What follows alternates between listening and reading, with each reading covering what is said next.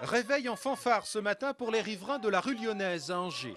Dès 6 heures, le secteur était en effet bouclé par les CRS qui ont procédé à l'évacuation d'un squat situé au numéro 48 de la rue.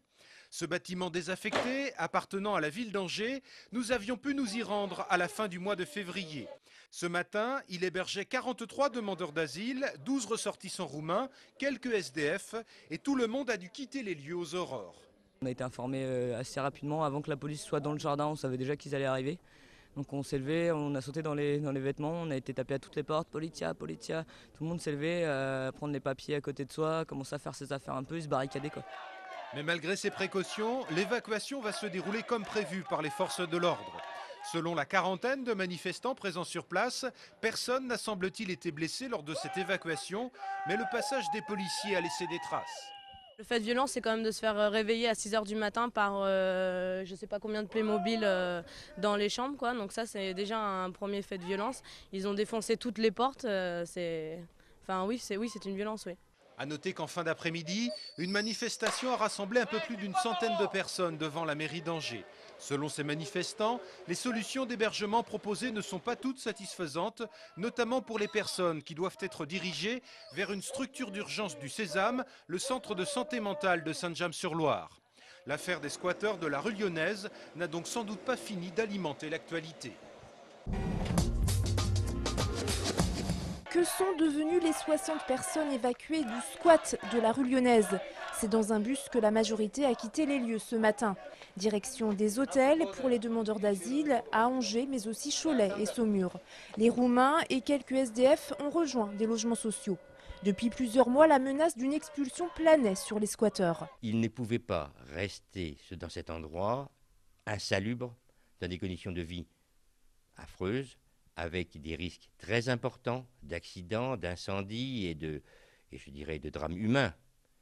Cette population qui était dans un endroit qui n'était pas fait pour ça. La préfecture doit faire face depuis quelque temps à l'arrivée massive de demandeurs d'asile, des hommes qui viennent principalement du Soudan et de l'Érythrée.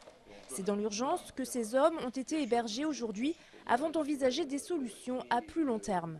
On a des places qui vont se libérer dans des structures dites CADA, centres d'accueil pour demandeurs d'asile. On a aussi une politique en liaison avec les associations et les organismes HLN de libération, d'occupation de places, logements sociaux qui vont pouvoir être affectés. Du côté de l'abri de la Providence, une association qui intervient notamment auprès des SDF et des demandeurs d'asile, on regrette que cette évacuation se soit faite dans la précipitation.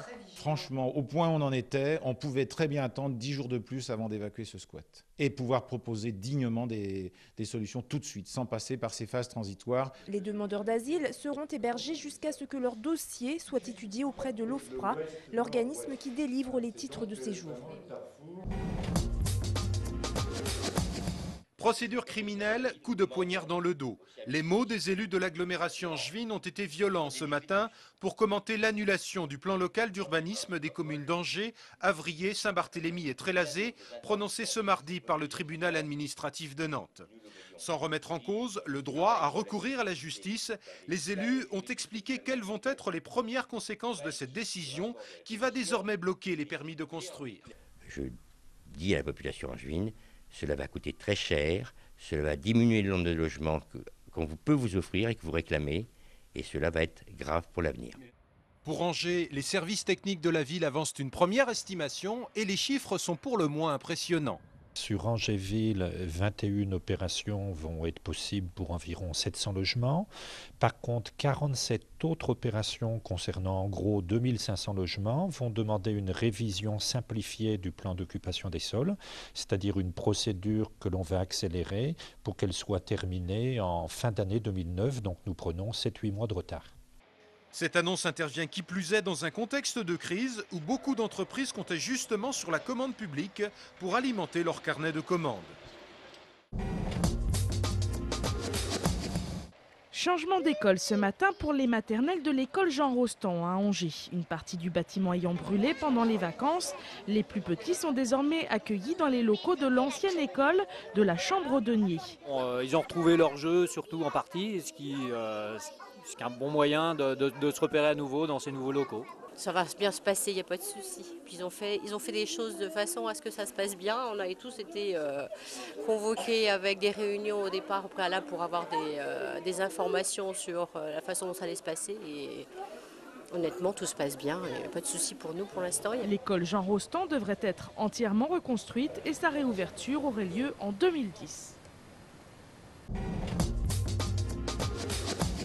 On poursuit notre série sur le Burundi.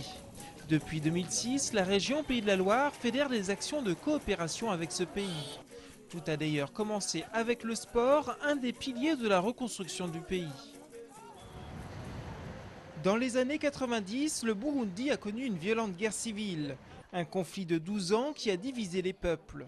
Une fois le pays sur le chemin de la paix, le sport s'est alors rapidement imposé comme un vecteur de réconciliation nationale. Là où on fait le sport, généralement c'est un signe évident de la paix.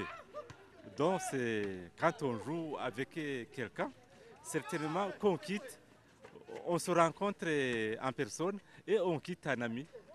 Depuis 2 ans, pour renforcer cette dynamique, la région Pays de la Loire et plusieurs institutions sportives viennent en aide au Burundi.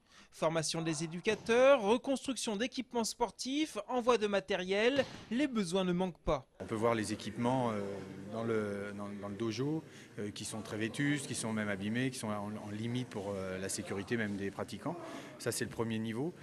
Donc un conteneur est parti il y a 15 jours à peu près et nous avons envoyé du matériel de gymnastique, des tapis de protection, 30 mètres carrés de tatami. La volonté d'intégrer tout le monde pour maintenir la paix est forte. La guerre a laissé des traces physiques sur la population et le sport, là encore, permet d'intégrer les personnes handicapées dans la société. Il nous aide à oublier notre condition physique qui est un peu bizarre, qui est un peu déplorable. C'est-à-dire, si on est ensemble en train de faire des compétitions, on oublie. Pour poursuivre le développement du handisport, il y a 2 ans, c'est un comité paralympique qui a vu le jour. Avec l'aide d'institutions sportives de la région Pays de la Loire, 4 athlètes burundais ont ainsi pu participer aux Jeux de Pékin 2008.